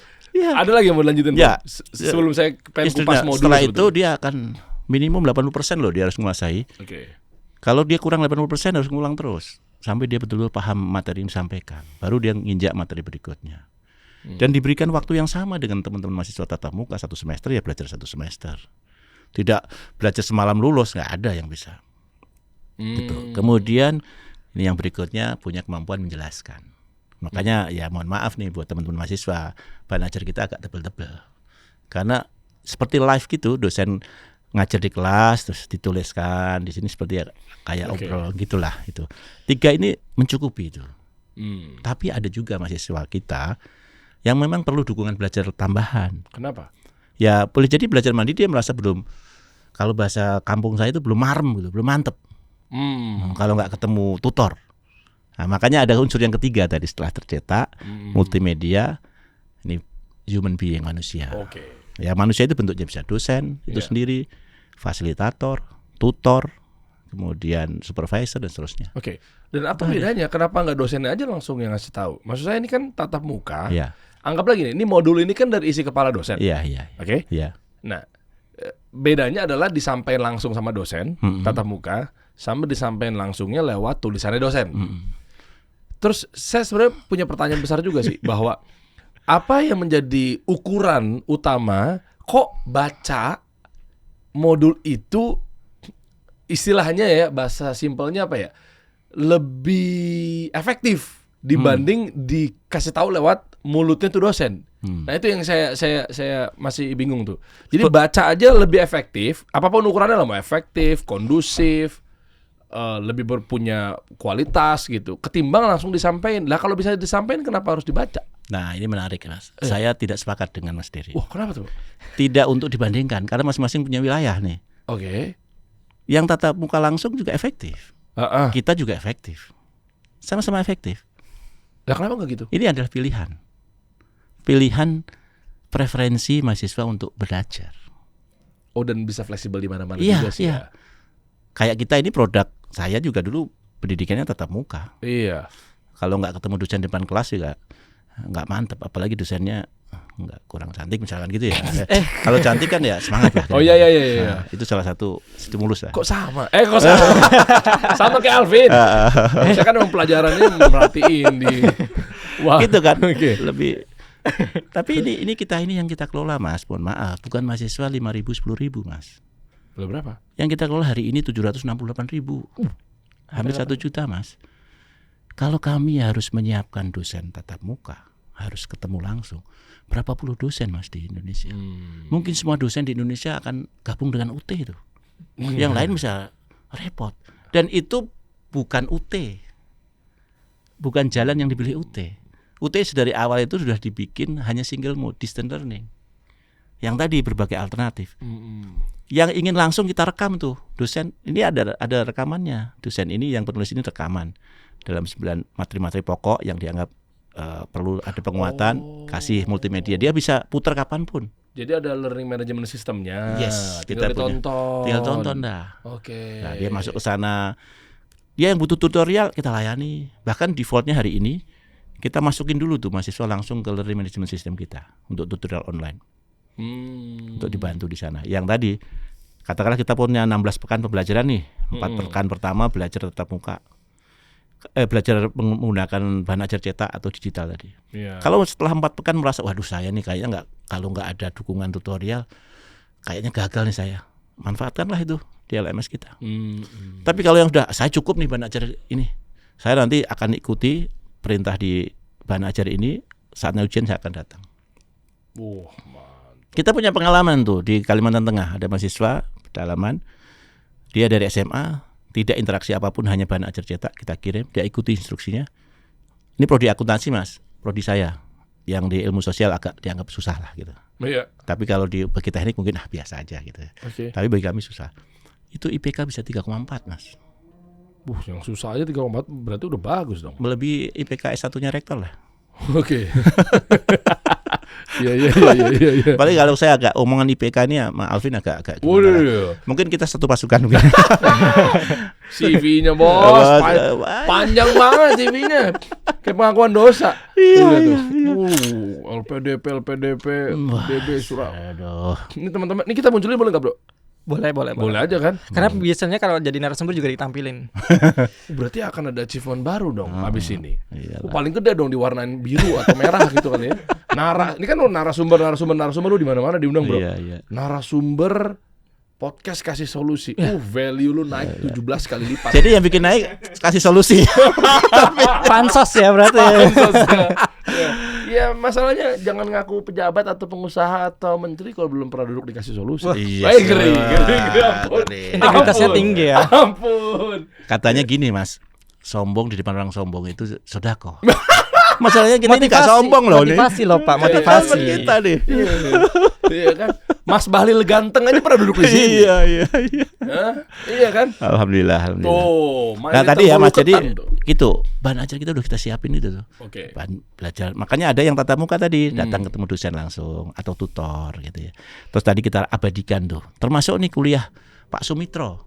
Pak Sumitro nih orang tuanya Pak Presiden kita yang kita cintai. Itu kuliah perdananya beliau direkam langsung dari televisi nasional saat itu. Oh iya. Disiarkan seluruh mahasiswa sedunia. Mahasiswa UT sedunia Mas, bukan hanya di dalam negeri saja. Kita itu ada di 39 kantor UT daerah seluruh provinsi, seluruh kabupaten kota ada mahasiswa kita, dan ada di lebih dari 70 kota di dunia. Kalau negaranya di 58 negara mahasiswa kita. Itu, dan itu bisa di setel sekarang juga, tapi jangan sekarang, butuh waktu yang lama ya, nanti bisa lihat khusus. Pak Sumitro itu memberikan kuliah perdana. Wah, keren. Kita rekam. Jadi seperti itu. Nah, yang lebih yang tadi membuat kita harus patahkan tuh bahwa kita ini gampang lulus. Itu setelah itu proses semua tetap ada validasi akhir, Mas. UAS-nya, ujian akhir semester. Dia harus ujian. Ujiannya tatap muka dong? Nah, ini menarik. Ujian kita ragamnya banyak juga. Ragamnya beragam. banyak. Karena kita fleksibilitas tadi. Lu bisa milih? Bisa milih dong. Mau tatap muka, mau online CBT. dalam kelas CBT maupun online sendirian di ruangan seperti ini. Bisa. Bisa nyontek dong, ChatGPT. Oh ya, itu kan pikirannya Mas Diri yang belum paham tentang teknologi pembelajaran. Itu ya. gimana? Saya kena skakmat mulu di sini. Iya dong. Pemikiran yang gimana? Maksudnya kan sendirian. Lah kan tinggal nyontek. Oh, ada kamera pengintai. Ada Proctor namanya, mesin pengawas. Yang dari laptopnya. Laptopnya. Ya. Terus kemudian pasti ada pikiran, nanti pas saat ngerjain bisa akses ke web lain ya untuk sumbernya. Ya begitu dia akses lain kan kasih tanda tuh Anda melanggar. Kemudian terus yang inovasi terbaru nih pakai gadget kita. Iya. Begitu dia masuk ujian, semua aplikasi berhenti selain ujian itu ya. Ya gitu.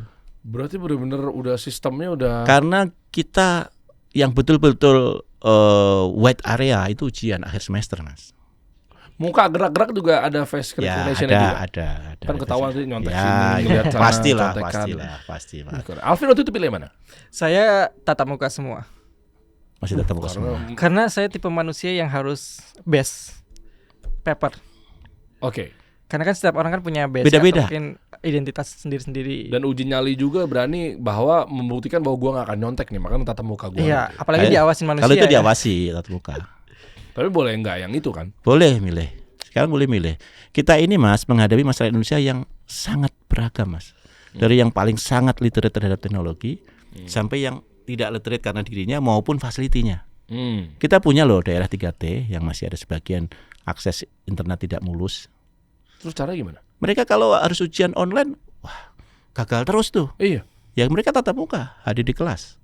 Lo yang Kita dia datang ke tempat dia. Dosennya yang datang ke tempat sistem sistemnya UT yang yang datang. Kita sistem ujian datang, siapin ruang, kita kerjasama dengan stakeholder di daerah, PTN, PTS, pemerintah daerah. Benar-benar terbuka loh. Ujian aja kalau yang tinggal di daerah 3T tertinggal gitu misalnya. Berarti yang datang sistemnya atau timnya yang datang. Dia yang datengin ke sebut saja apa ya? Tempat terdekat dengan dia, tempat ujian. Dan ada yang lulus atau ada? Pasti. Mas Jerry pernah dengar Kepulauan Saum Laki? Saum Laki itu antara Maluku sama NTT itu. Jujur belum. Saya juga belum pernah nyampe. Maksud Anda apa Prof maksudnya? Itu kan daerah jauh yang nggak bisa akses ujian secara zaman itu ya dengan internet. Kami kirim tuh dari UT Maluku nih berhari-hari naik kapal tuh menuju situ untuk mahasiswa kita bisa ujian. Berapa orang? Sistem paling tidak ya harus ada pengawas ujian. Oke. Kemudian ada penanggung jawab lokasi ujiannya. Penanggung jawab tempat ujiannya. Itu paling tidak minimal 3 orang tuh. Mahasiswanya bisa satu kelas, misalkan satu kelas kita bikin ujian maksimum 30 per ruang, 20 sampai 30 orang per ruang. Kita pantau. Dan itu kondusif ya? Kondusif. Enggak, maksudnya bukan hanya yang di 3T aja ya. Tapi dengan tidak tatap muka itu kondusif ya? Ya kita tidak sembarangan, kita kan perguruan tinggi negeri berbasis ilmiah, ya kita riset dulu dong, tidak sembarangan langsung terapin gitu. Nah, kalau yang dari awal ujian basis kita itu tatap muka di ruangan. Karena tadi ya Mas, kalau 800.000 kira-kira nih, kalau masing-masing mahasiswa ngambil 5 mata kuliah, itu kan kira-kira berapa Mas? 2 kali 8 3.200.000 nih mata kuliah. Iya. 3.200.000 nih mata kuliah Mas, orang ujian itu. Serentak harus dilakukan. Oh ya, kalau tatap muka gak masuk akal sih. Iya. Tapi kita bisa melakukan saat itu. Kenapa? Ya karena kita kerjasama dengan stakeholder di daerah. Karena konsep kita resource sharing. Kenapa nggak kampus-kampus yang lainnya? Kalau tujuannya adalah mengamalkan astacita nomor 4 Pak Prabowo Gibran, yaitu terkait 4 ya benar ya, Ya, tentang yang keempat. pendidikan apa segala macamnya gitu kan, literasi, memperkuat pembangunan sumber daya manusia, sains, teknologi, pendidikan, kesehatan, prestasi olahraga tuh, dan seterusnya. Nah, kenapa nggak semua kampus dibikin kayak begitu, terutama yang negeri? Ya, karena gini Mas, bagaimanapun kita ini kan basis pembelajaran dari awal tatap muka. Ini kan salah satu perguruan tinggi yang memang memilih single mode distance learning. Pak Harto ya? Pak Harto. Oke. Yang mengikuti praktik dunia untuk akselerasi sumber daya. Dan menggerakkan, mendesain pendidikan jarak jauh yang berkualitas itu nggak mudah. Nggak mudah Mas. Mahal di perencanaan awalnya. Perencanaannya investasinya besar. Kemarin saya hadir di satu seminar mengatakan Indonesia itu, dia ngasih contoh UI 3 juta, katanya anggarannya 3 triliun gitu ya. Kata dia nggak cukup untuk ngejar nanti 2045 Indonesia menghasilkan minimum 48 juta sarjana. Perlu ada percepatan untuk melakukan itu. Tapi sekali lagi privilege dan preferensi orang belajar kan beda-beda. Ada yang saya nggak bisa kalau kuliah sambil tidak kehilangan, saya harus meninggalkan komitmen sosial saya harus ngampus misalkan. Ya mereka harus ngampus. Oh iya. Tapi ini diskusi ya Prof ya? Ya. Mungkin saya pendekatan dari orang branding atau marketing ya. Jadi bisa jadi salah misalnya. Kalau kami berangkat dari pendekatan marketing lah misalnya, itu ada istilah customer behavior kan. Ada perilaku konsumen yang memang tanda kutip harus berubah karena untuk kebutuhan dan alasan yang kuat dalam bidang tertentu. Kayak misalnya tadinya biasanya kalau mesen ojek, perilakunya sebelumnya adalah dia harus jauh-jauh ke pangkalan, panas-panasan, hujan-hujanan, nggak ada tuh ojeknya ke rumah kita. Akhirnya harus ngikutin perilaku baru, Gojek, Grab, Maxim dan seterusnya. Lagi-lagi juga perilaku-perilaku yang lainnya. Kalau megang atau belanja baju tuh harus dipegang, hand feel gitu kan. Tapi sekarang seakan-akan kita harus dipercaya sama foto. Itu ada perilaku baru. Dan semualah. Semuanya pasti bisa aja kalau mau dijalanin gitu. Nah, kenapa nggak pelan-pelan aja di-adjust? Ya kan, dari mulai literasi, pelan-pelan pengenalan gitu. Sampai akhirnya mereka terbiasa dengan sistem pelajaran yang baru gitu, yang bukan tatap muka. Kalau tujuannya adalah, ini kan bisa dua sisi guys. Jangan juga akhirnya cuma ngelihat dari satu sisi doang. Satu sisinya misalnya, 2045, ini mah cuma achievean presiden doang nih. Nantinya ngeklaim persentase pertumbuhan ekonomi misalnya. 8%, 9%, 10%, siapapun nanti presidennya. Tapi kan dua sisi, anak-anak bangsa jadi pinter. Anak-anak bangsa jadi mudah jadi pekerjaan. Ngomong-ngomong soal pekerjaan begini Prof. Saya membuka lapangan pekerjaan aja, hiring lah. Itu cuma butuh mungkin 5, 10, 20 orang maksimal dengan perusahaan baru yang daftar 10.000 orang. Nah, maksud saya adalah satu nggak nampung, dan yang kedua pengusaha atau perusahaan pun juga punya hak untuk selektif kan, ngelihat bahwa ini enggak, ini bagus. Kan nggak bisa tampung semuanya juga. Lah kalau memang ternyata literasinya nggak nyampe pas di interview, kalau memang CV-nya nggak cocok, nggak sepanjang punyanya Alvin, ya ngapain kita hire juga? Kita pragmatis aja nih. Nah, maksudnya kalau tujuannya nanti ujung-ujungnya kan buat mereka juga. Kalau dengan distance learning itu adalah bisa menaikkan kapabilitas dan kredibilitas kita, itu gimana? Ya, menarik nih pertanyaan. Kalau gini saya jadi berpikir, kenapa nggak jadi menteri? Jangan pendidikan ya, sudah bagus menteri pendidikan kita, jadi jangan. Terus menteri apa? Pemberdayaan wanita. Ya, yang menghubungkan semua itulah. Waduh, Menko berarti ya. Ada Menko baru gitu ya. Ada Menko baru. Saya kembali ke sini tadi ya. Menarik gitu Mas. Jadi saya termasuk orang yang menghormati preferensi dan gaya belajar masyarakat kita. Oke. Ada, bahkan bukan di Indonesia aja, dunia. Ada yang namanya kuliah itu memang harus datang ke kampus. Memang dia alokasikan, dia freeze dulu dari semua aktivitas, dia tinggalin, dia hijrah dari tempatnya, terus tinggal dekat kampus di situ, kuliah untuk sampai sarjana katakanlah 4 sampai 6 tahun. Setelah itu dia balik lagi ke masyarakat. Untuk ya, tapi dengan risiko tadi, dia harus siap nganggur setiap waktu, harus bersaing dengan 9.000 orang untuk satu kursi, kayak gitu-gitulah. Tapi ada orang yang saya bersamaan dengan komitmen sosial saya juga ingin naik kualifikasi saya ingin naik capability saya ingin naik kompetensi saya ingin reskilling, upskilling. Itu kan pilihan. Dan itu masing-masing captive ya di market. Nah, tugas kita sebagai institusi penyelenggara pendidikan tinggi mestinya memberikan, tadi saya setuju dengan Mas Dery, memberikan fasilitas seluas-luasnya untuk masyarakat memilih. Loh iya emang. Karena pendidikan itu hak semua orang. Iya. Jangan-jangan customer behavior udah berubah. Udah berubah. Saya setuju tuh. Ekosistemnya udah berubah kok. Berubah. Dan pembelajar sepanjang hayat itu tidak bisa dibatasi oleh ruang, waktu, segala Iyalah. macam. Kenapa gua analogi ya? Jangan tersinggung nih pihak-pihak yang ada di sana. Kenapa gua harus belanja baju ke Tanah Abang? Lewat online pun juga udah bisa. Makanya kan kemarin sempat isu kan Tanah Abang sepi. Lah memang customer behavior udah berubah. E-commerce. Iya dong. Iya, Iya kan? iya, iya. Dengan segala hormat buat pedagang-pedagang Iya, kita iya. yang luar biasa ya berjuang Tapi di Tanah Abang. tetap juga mereka masih bisa eksis. Creativity kuncinya. Daya entrepreneurship. Iya betul, kreativitas salah satunya dia dagang di Tanah Abang, dia live TikTok juga di sana kan. Iya. Nah, itu salah satu eskalasi added value-nya kan. Iya, ya, itu yang namanya apa ya? VUCA harus dibalaskan VUCA kan gitu ya. Iya, iya, iya. Ya, jangan berhenti di situ. Memang hidup kita itu untuk menyelesaikan persoalan. Gitu. Iya. Untuk menjadi solusi, untuk memberikan daya inovasi. Itulah yang membuat negara kita akan nanti loncat sejajar, yaitu kemampuan capability yang dinaikkan.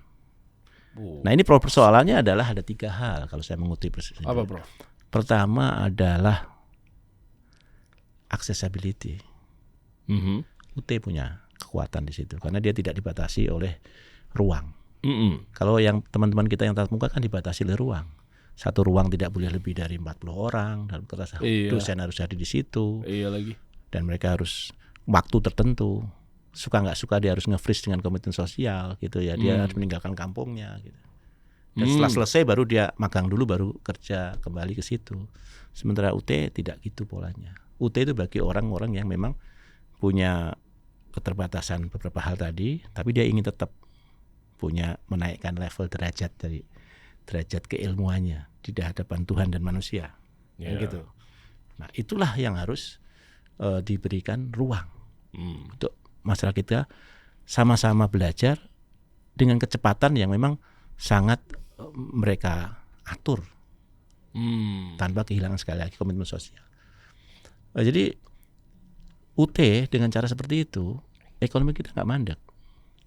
Bagi pekerja kreatif yang punya usaha, dia nggak harus berhenti usaha dulu, dia sambil bekerja. Betul. Dia bisa kuliah di UT, langsung diamalkan. Dan menarik ya, kalau lewat online saja saya baru nangkep nih. Namanya di LMS atau Learning Management System gitu kan, mereka hadir ya ada jamnya, ada jam kuliahnya dan dosennya juga harus di hari itu dan di jam itu. Begitu fail, absen disilang. Iya. 3 kali nggak datang, iya, nggak bisa ikut UTS. Iya kan, pekerja atau pejuang ekonomi kreatif kan mungkin di saat pasti lagi dia santai, kayak saya lagi pergantian nungguin narasumber berikut di podcast, saya baca itu udah terhitung nilai gara-gara apa namanya tadi distance learning. Iya kan, ya udah dibaca aja pelajarin ada ketentuannya, dosen ngomong apa stop, tahan di situ, nanti lanjutin lagi sekian, beres kuliah saya ya. Iya, bahkan saya punya rumus, sempatkan aja. Begitu registrasi di awal, bahan aja yang tebel tadi itu, sempatkan saja sehari 5 halaman baca rutin sampai jelang ujian, ikuti semua petunjuk, pasti jamin lulus. Wah, emang gitu, Vin? Iya. Ya, saya setuju sih sama pernyataan dari Pak Rektor, yang dimana kan di sini kan kalau teman-teman kan menilai kalau kita kuliah di suatu universitas atau mungkin kalau kita mau jadi diploma atau mungkin sarjana, mereka cuma fokus di nilai aja, di IPK. Sedangkan kalau kita udah kuliah, kalau kita udah lulus dari kuliah dan kita bekerja, kita tuh bakal dihadapkan yang namanya ilmu tadi. Makanya kalau kita di sini cuma fokus nilai aja itu salah, tapi kita juga harus yang namanya berpedoman dari membaca modul itu. Makanya kalau teman-teman kalau mau mendapatkan IPK bagus tapi nggak belajar ya sama aja 0 gitu. Makanya di sini kalau teman-teman mau mendapatkan IPK ya harus membaca kayak gitu. Karena di sini walaupun aku dari UT tapi nyatanya aku juga bisa nih lolos di UGM, lolos di LPDP dan lain sebagainya. Jadi kayak buku ini menjadi salah satu pernyataan bahwa itu menjadi salah satu bekal kita kalau kita udah nggak jadi mahasiswa, walaupun kita masih mahasiswa pun itu juga penting kayak gitu. Makanya di sini saya setuju bahwa statement buku adalah jendela ilmu, dan itu sangat setuju banget kalau kita membaca itu menjadi salah satu ladang kalau kita juga butuh nih ilmu-ilmu baru. Kalau teman-teman cuma fokus ingin mendapatkan IPK, cuma nggak belajar dan cuma mendapatkan mungkin soal ujian aja, menurut saya jamin nggak akan bisa kalau benar, karena ilmu itu penting banget. Karena pada saat ketika saya UAS di UT kayak ternyata ini semua kayak kan itu kan bukunya tebal kan Mas Jadi berapa halaman? Banyak, karena kan itu tadi kan ada 9 modul Kita tergantung punya SKS. ketentuan, Mas. Tergantung SKS-nya. Beda-beda ya. Ya, kalau ilmu sosial itu antara 50 sampai 60 per Oke. per bagian. Misalnya saya deh bisnis manajemen misalnya. Modul 1 kita 3 Ada nggak bisnis manajemen? Bisa. Ada. diakses? manajemen ada. Oke. Misalkan 3 SKS itu setara dengan 9 modul atau Ya, 3 9 bab. 9 9 bab. bab. Gitu. Kira-kira 9 Tergantung bab SKS-nya. Oke, lanjut terus. Nah, kemudian dengan adanya SKS ini juga menjadi salah satu pertimbangan kayak gitu. Oke. Gini, jadi emang di sini tuh penting banget sih menurut saya. Karena kan kalau di mana kan kalau teman-teman cuma fokus nilai aja itu kayak kalau kita nggak belajar nggak bisa. Jadi pada saat saya menjadi seorang mahasiswa di UT kan saya kan sampai menyelesaikan tuh membaca modulnya, makanya di sini juga butuh tips dari Pak Rektor tadi kayak minimal deh 1 hari atau mungkin sempatkan waktu 1 jam deh buat membaca 15 halaman atau mungkin 10 halaman biar kita pada saat ujian itu selesai membacanya kayak gitu. Makanya di sini pada saat ketika saya mau UAS tuh kayak ini aku sampai hafal halamannya tuh di bagian bawah sini, pojok kanan sini, pojok kiri kayak gitu. Baca ya kuncinya. Jadi itu makanya ketika aku udah tahu semuanya, ini ternyata udah semua aku pelajari, aku silang aja. Aku 15 menit selesai. Nah, ini saya kasih bonus Gitu. nih buat mahasiswa UT nih, supaya nilainya dapat A. Ini langsung dari rektor nih. Ini bocoran bagus nih. Ini bocoran nih. Padahal Bocoran kakak nih. iparnya beliau sendiri nggak dikasih bocoran nih. Kok bisa-bisanya penonton kasih solusi dikasih ya? Kasih Ada dong. pelanggaran nih. Pelanggaran yang Durhaka terhadap kakak ipar ya. rektor bebas lah. Punya diskresi ya, punya diskresi. Ya. Pertama adalah ini bocorannya adalah Eh. kami itu ya. Kami nih dosen-dosen UT nih. Oke. Ketika bikin ujian akhir semester tidak boleh keluar dari bahan yang diberikan ini. Benar. Oke. Makanya Alvin kalau ujian merasa wah ini halaman sekian apa ya? Karena dia baca. Iya. Biasanya kalau mungkin di luar modul itu ada study case-nya karena kan kita harus mengikuti perkembangan zaman. Iya. Minimal 20% biasanya kayak gitu. I see. Jadi pasti di situ. Karena kami Jadi pasti ada di situ ya. kalau kami bikin soal di luar dari ini, ya mohon maaf nih, saya dulu juga pernah ngajar sebelum kerja di UT itu, ya seminggu sebelum UAS saya diingetin lah sama administratif, tolong bikin soal, gitu, buat ujian minggu depan gitu ya. Oke. Ya saya bikin lah seingat saya. Padahal itu nggak pernah saya ajarin tuh kepada mahasiswa. Oh iya, benar juga ya kan. Karena yang saya ampu mata kuliahnya banyak. Iya ya. Masih lumayan kalau bukan mata kuliah yang lain. Iya, paham. Itu nggak Kalau boleh tuh ya. nggak boleh. Kalau di UT ngembangin ini, udah alumni kan, boleh saya sampaikan. Tapi sampaikan ke mahasiswa juga, nggak apa-apa. Bahwa kami bikin soal itu bersamaan dengan pengembangan bahan kita. Jadi soal itu udah disiapin di depan, divalidasi, direview, dianalisis supaya tidak keluar dari bahan kita. Kan haram hukumnya Mas, menguji yang tidak diajarkan. Benar. Gimana? Itu namanya zolim loh Mas. Iya benar juga ya. Berarti udah ada ukurannya bahwa modul tersebut ya memang udah ada standarisasi. Jadi nggak cuma sekedar kalau gitu gampang dong. Misalnya ya ikutin aja semuanya apa segala macam. Tapi semuanya itu memang udah ada ukurannya bahwa Ada ini ukurannya. memang berkualitas gitu Ya, secara materi. dan nanti ya. akan diujikan. Ya. Kan kita ini aliran yang ikhtiar tidak mengkhianati hasil atau hasil tidak mengkhianati ikhtiar kita. Oh gitu. Kalau orang nggak ikhtiar bagaimana mau dapat hasil bagus nih? Ya harus ikhtiar. Ya, meskipun hasil ya urusan Allah gitu nanti. Iya, Oh. iya hasil. Jadi ketika udah ikhtiar maksimum hasilnya nggak bagus, itu berarti ada sesuatu. Berarti pelajarannya baca aja, soalnya akan keluar juga di situ ya. Ya baca. Itulah. Apalagi tipsnya? Prof? Itulah inklusif sekaligus keadilan pendidikan menurut saya. Ada lagi tips Ya, yang lain? Ya, yang itu yang pertama itu ya. Hmm. Jadi soal pasti harus dari sini. Yang kedua, sering-sering bawain martabak buat dosen. Nggak usah. Enggak usah. Nggak ada Kenapa, gunanya. Nggak ada gunanya. Oh, enggak ada gunanya. Ya nggak ada gunanya. Yang kedua adalah jadi pembelajar mandiri sejati. Oke. Jadi kalau nggak belajar mandiri sejati, jangan sekali lagi mas saya ini kampanye negatif, saya nggak tahu buat UT. Saya mungkin habis ini saya dipanggil sama direktur kerjasama dan pemasarannya UT ini. DPKS. Jangan masuk UT kalau nggak masuk, karena Anda akan kehilangan banyak waktu. Bahan ajar utama kita hanya jadi hiasan. Iya. Ya, buat apa? Anda udah keluar investasi cukup. Meskipun ya mohon maaf, UKT UT sangat affordable buat siapapun. Karena Kita bahas aja harganya ntar. karena siapapun lah gitu. Boleh masuk UT. Kita nggak boleh menghambat hanya karena UKT. Gitu. Kami ini memang diminta pemerintah untuk menjadi wujud negara hadir untuk pendidikan tinggi bagi Indonesia. ya kita harus memastikan semua orang bisa akses. Even kondisi apapun. Kondisi ekonomi, kondisi demografi, kondisi geografi, kondisi diri, semua harus bisa. Nah, itulah inovasi-inovasi kami bagi siapapun dengan segala keterbatasan apapun. Uniknya UT adalah, ya inilah tantangan besar buat kami, Mas. Mohon didoakan supaya gimana? Kami kan tidak melakukan tes kompetensi masuk, tes untuk kemampuan dasar, Mas. Emang iya? Iya, kita tadi open sepanjang punya ijazah SLTA. Jadi langsung masuk aja udah pasti. Syarat administratif terpenuhi, yaitu minimal ijazah SLTA yang sah. Ya, Kan banyak sekarang yang nggak sah ya, tapi SMA juga boleh lah ya, kan namanya ya boleh, SLTA kan SMA, pokoknya setara SMA, SMK, SMU, MAN segala boleh masuk. Milih jurusan apapun boleh. Bebas.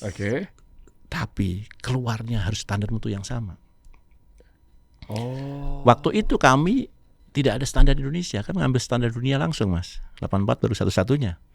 Kita ambil dari standar Eropa, standar Asosiasi Perguruan Tinggi Jarak Jauh Asia. Terus kita voluntary di review 4 tahun sekali Asosiasi Perguruan Tinggi Jarak Jauh Dunia. Ini yang menjadi pegangan kami untuk menjaga mutu kita. Jadi masuknya boleh dari mana saja. Seperti orang mau ke mana itu, mau ke Solo tadi, boleh berangkat dari Semarang, boleh dari Jakarta, boleh dari Aceh. Tapi tujuannya harus tetap betul sampai di. Kalau mau berkunjung Keraton Solo ya Keraton Solo.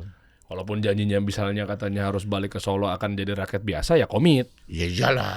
Masa tuh saya akan pulang kampung ke Solo akan jadi rakyat biasa kembali. Lah, taunya masih utak-atik. Ya itu masalah yang nggak ngerti saya ya. Tapi kira-kira itu yang ya komitmen lah. Kuncinya komit. Komit jadi pembelajar jarak jauh. Iya, oke. Kalau nggak komit, ya itu komit kuncinya. Sayangi ibu kita yang nyari uang. Meskipun tidak, sekali lagi UKT UT affordable. Tapi rupiah demi rupiah yang dikumpulkan orang tua kita, yang diberikan oleh negara bagi yang pemberi yang dapat beasiswa seperti Mas Alvin ini, betul-betul harus kita tepati itu. Kecuali memang Anda tadi membenarkan kalimat scam tadi. Wah, pendidikan tinggi mindset harus benar. Tapi tadi selama sejam lebih ngobrol ini pasti teman-teman udah kebuka mindset tadi. Iya. Tentang apakah kuliah itu scam gitu ya. Iya. Orang itu kan menghasilkan apa yang dia tujukan. Atas pikiran dia. Iya betul. Ya, kalau memandang pendidikan hanya seperti itu ya dapat itu saja, dan dia nggak akan kemana-mana. Atau orientasinya duit ya, duit iya, only ya. Duit only. Duit itu kan ya sangat personal ya bagi orang. Ya, dan alat juga sih. Alat juga. Iya. As a tools ya. Ya, ketika duit sekarang lagi gonjang ganjing, maka ya yang paling ribut lah masalah urusan duit. Waduh, berarti ya kan? berarti secara langsung Anda menjamin bahwa ketika kuliah di UT IHSG akan balik normal kembali. Itu jump to the conclusion. Malah jadi ke situ ya. Tapi saya penasaran deh, ini terakhir nih. Alvin sendiri kan cerita tentang tadinya pemulung misalnya, orang tuanya. Terus sekarang semenjak dari kuliah di UT, sekarang S2 di UGM, meskipun masih nyontek-nyontek modulnya UT gitu. Bukannya ontek, ngintip. Lautan ilmu. Oh ya, boleh ya. Saya suka bentur-benturin aja. Ya, kan lumayan dapat potongan Clippers kan. Kontradiksi ya. Iya. Nah, sekarang apa manfaat yang didapat yang tentunya pasti ya nggak luput berterima kasih pada UT juga gitu anyway gitu kan. Sekarang misalnya kayak contoh uang, nggak apa-apa ada pakai orientasi yang sama meskipun mindset itu udah pada bener nih tentang scam bla bla bla tadi. Pendapatannya sekarang dari mana aja? Oke. Kepake gini. Apa hal atau aspek yang konkret ketika yang benar-benar didapat ilmunya dari universitas terbuka dengan kehidupan yang sekarang lagi Alvin jalanin. Oke, jadi kan di sini kan Alvin kan hanya seorang anak pemulung, makanya di sini saya memilih untuk melanjutkan pendidikan ke jenjang yang lebih tinggi, yaitu di sarjana. Kemudian ini bisa ke S2. Di sini kan karena kalau di Islam kan juga mengajarkan bahwa tuntutlah ilmu. Di saat kamu miskin, ia akan menjadi hartamu, dan di saat kamu kaya, ia akan menjadi perhiasanmu. Makanya di sini pendidikan itu menjadi salah satu hal yang penting untuk saya, karena Nelson pun juga mengucapkan bahwa education is the most powerful weapon that you can use to change the world, bahwa pendidikan itu adalah senjata yang paling tajam yang bisa mengubah dunia. Makanya di sini saya memilih berpendidikan tinggi, yaitu menjadi salah satu bagian dari universitas terbuka, dan itu sangat banyak sekali beberapa pencapaian yang bisa saya dapatkan, sehingga itu bisa menjadi salah satu bentuk personal branding Alvin sebagai mungkin pemuda berprestasi dan inspiratif dari Kemenpora RI. Itu menjadi Pak Erick Thohir. Iya, karena kemarin pada saat di tahun 2024 tiba-tiba Alvin dapat direct message yang dimana itu menyatakan Alvin itu sebagai salah satunya pemuda di Indonesia untuk mendapatkan pemuda berprestasi dan inspiratif dari Kemenpora RI. Kan biasanya kalau di Kemendikbud kan ada yang namanya mahasiswa berprestasi, tapi kalau di Kemenpora itu satu-satunya, dan itu sebelumnya nggak ada di tahun 2024 dan setelah 2024 juga nggak ada. Jadi di tahun 2024 tiba-tiba Alvin dapat penobatan tersebut kayak gitu. Dibuat khusus untuk Alvin ya. Iya, jadi kayak seneng banget karena setelah itu nggak ada lagi guys. Karena dengan bekal yang ada di UT tadi menjadi salah satu bentuk bekal dari saya yang dimana tentang manajemen diri, kemudian kemandirian, integritas dan lain sebagainya, itu menjadi salah satu prinsip Alvin ketika saya bisa lulus dari UT. Makanya kan itu kan juga ketika saya mendapatkan penobatan pemuda berprestasi kan itu juga awal Agustus yang dimana kan setelah lulus dari UT. Jadi semua track record yang direkap dari UT sampai sekarang itu juga menjadi salah satu pertimbangan. Makanya di sini dengan beberapa hal yang bisa saya rubah, walaupun di sini Alvin seorang anak pemulung dan alhamdulillah bisa mengumrohkan ibu kayak gitu. Itu Masya Allah. itu menjadi salah satu mungkin hadiah juga buat ibu saya yang sudah menemani Alvin untuk berjuang, walaupun dulunya kita sering berpuasa, sering makan makanan yang ada di sampah kayak gitu, dan itu menjadi salah satu pertimbangan kenapa saya harus lebih sukses kayak gitu. Karena di sini ketika saya bisa sukses di UT dan aku menganggap bahwa UT adalah hidupku karena UT aku hidup kayak gitu, dan ini menjadi salah satu hal terbesar saya, karena pada saat menjadi mahasiswa di UT pun ketika saya mau kegiatan itu selalu disupport, bahkan ketika saya mau keluar kota, keluar negeri itu juga disupport. Dan karena sebenarnya UT itu kuliah di UT memberikan suatu semua fasilitas, cuma teman-teman nggak ada yang tahu aja, kayak misal tiba-tiba aku bisa magang ke pengadilan, kejaksaan, itu juga dari dukungan dari UT. Kan kita kan butuh yang namanya surat pernyataan. Makanya ketika saya membuat konten atau mungkin ketika saya upload prestasi saya, mereka tuh pada tanya, Kak Alvin bisa nggak sih di UT itu kayak magang, bisa nggak sih Kak Alvin kita itu ikutan student exchange, gimana caranya kita itu mendapatkan lomba. Sedangkan di sini lomba-lomba Alvin pun juga, yang bisa Alvin dapatkan juga banyak gitu loh, Mas Jerry, yang dimana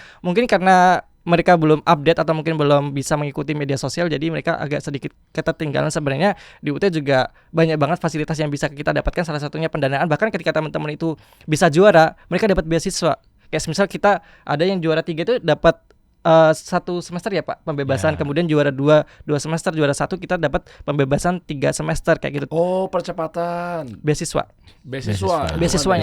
gitu. Okay. Kayak gitu. Jadi ketika saya udah dapat beasiswa bidik misi dari pemerintah, malah saya diberikan akses untuk keluar kota tadi, kayak ikutan lomba keluar negeri kayak gitu. Jadi ini menjadi salah satu perjalanan Alvin kalau saya bisa hidup karena UT kayak gitu. Wah, keren. Lebih ekspektasi rektor itu.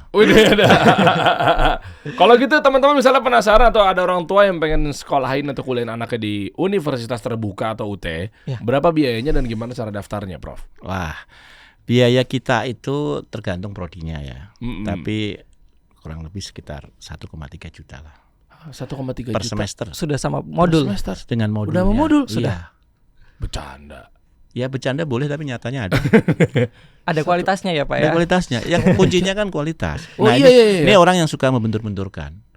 Biaya murah identik dengan kualitas rendah. Iya. Nah ini persepsi gitu kan. Ini yang kita patahkan tahun-tahun. Kan UT inklusif ya Pak ya. Iya, buat semua. Memberikan suatu pelayanan. Gitu. Buat semua orang. Zaman Alvin juga segitu. Saya beasiswa. Oh iya sih, lupa gue. 1, ada yang sampai 3,2. Itu yang mana?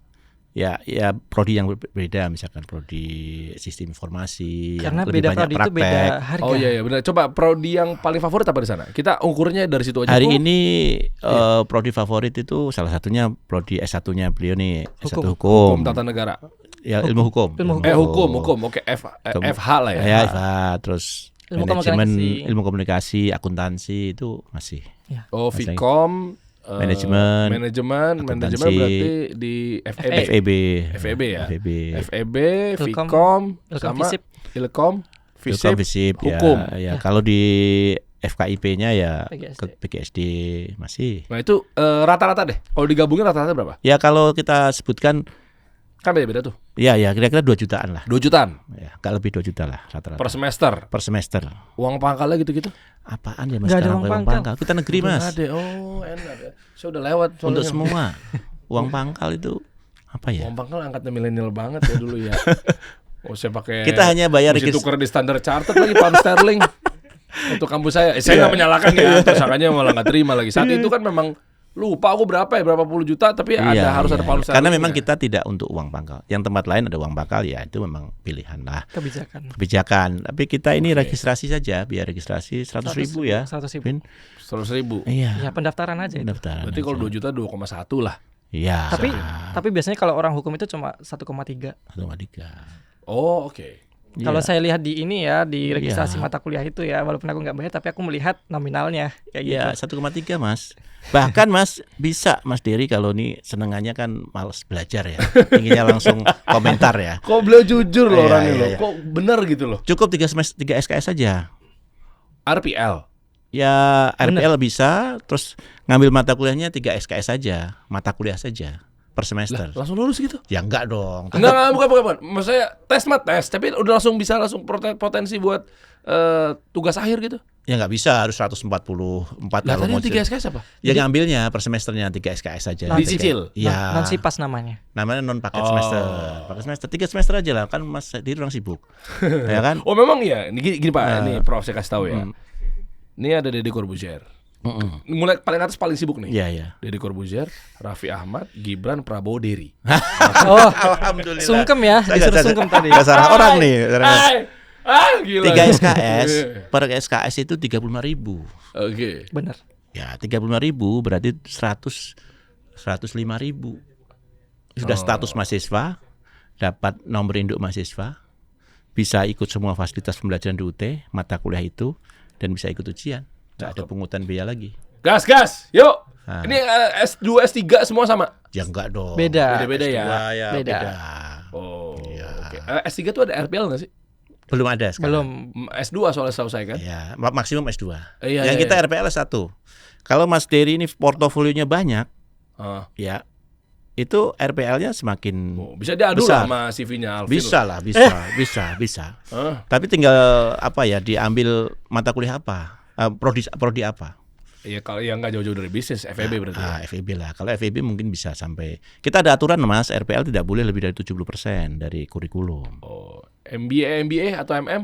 MM kita maksudnya S2 FEB ya? FEB lah. MBA apa MM ya berarti kalau di Indonesia? MBA di luar ya? Iya, benar. International School. Ya, oke. Detailnya ada di sini. Univ terbuka, teman-teman tinggal follow aja. Ya, hampir 1 juta followers. Daftaran juga di situ ya, di link itu ya. Ya bisa masuk dengan berbagai kita jalur. semua akses. Jadi satu link itu iya, link free. Ada. Apakah ngikut untuk ajaran barunya atau bebas? Bebas. Di situ udah semua akses ada, Mas. Wah, cakep. Kita tuh sepanjang masa Mas registrasinya.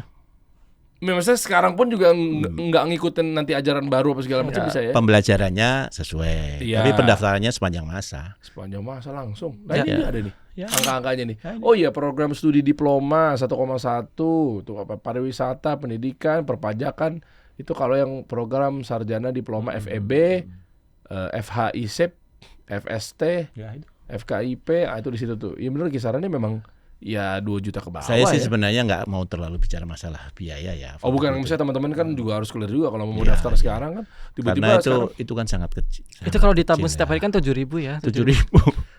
Oh iya benar. Iya kan bener kan Mas Dery. Per hari 7.000 ibaratnya ngopi aja 35.000. Itu satu gelas cuma satu gelasnya itu kan 35 kan. Sedangkan kalau kita nabung 7.000 kan bisa kuliah. Iya bener juga ya.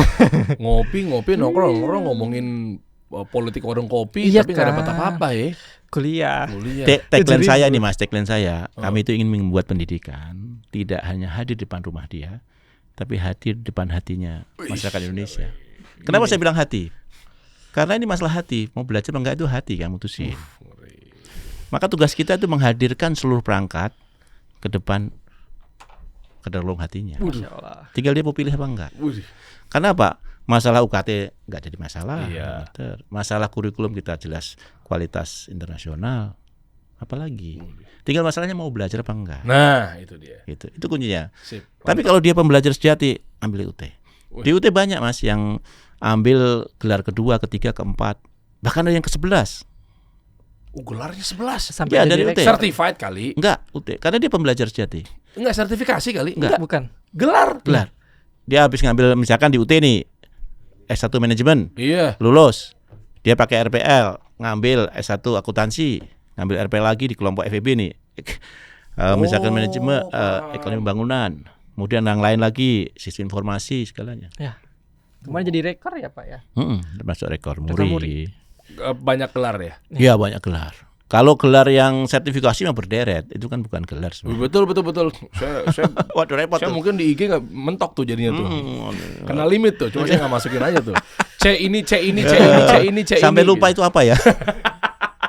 Yang Oke. penting jangan lupa Mantap, waktu ngambilnya. Bagus nih Mang nih UT nih. Salam buat teman-teman UT yang lainnya. Ya, dan kami ingin terus terang ya dukungan Mas bahwa Ya. kita ini tetap harus terutama daerah yang terjangkau, yang terluar, terjauh ini kita terus berjuang untuk ke sana agar pendidikan untuk semua itu betul-betul real. Tidak boleh ada lagi yang mengatakan Indonesia tidak hadir untuk pendidikan tinggi. UT ini bempernya. Boleh nggak aku ngasih pesan Mas Den? Boleh, pesan terakhir. Mau nyapa-nyapa buat orang tua di Sragen juga boleh. Oke, aku hanya ingin memberikan pesan aja kepada teman-teman semua atau mungkin teman-teman yang ada di Indonesia.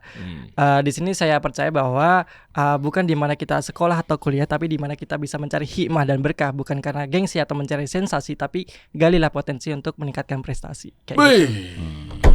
Makanya di sini dengan walaupun saya UT katanya yang mungkin notabene di underestimate, tapi di sini nyatanya Alvin juga bisa hidup kok. Saya Dan- kira setelah di sini nggak ada yang underestimate deh. Iya. Orang masuk UT pasti mikir. Ya, Iya. kan ada Wah. kasih solusi juga ya Pak ya. Siap. UT udah ngasih solusi Oke. alternatif tadi. Kalau masuk UT siap jadi pembelajar sejati, Iya. pembelajar mandiri pasti sukses Keren. menghampiri. Keren. Gitu. Prof Ali terima kasih. Makasih. Rektor Universitas Terbuka Alvin juga tadi udah ngeluarin kata-kata hari ini. Ya kan, tapi kurang afdol kalau pantunnya belum, Vin. Full dengan pantun dong. Saya nggak bisa pantun lagi. Syarat untuk keluar dari ruangan ini Pantun. harus pantun. Nggak Tolong bisa kunci lagi. pintunya ya. Nggak bisa. Katanya CV tadi kan pernah diundang sana, katanya sering banget setiap mau dibuka Nggak jadi ada ya di narasumber sini. pantun katanya. Biasanya ini publikasi ilmiah aja ya. Katanya sebelum ini pantun dulu. Sikat, Vin. Nggak ada. Kita kasih solusi.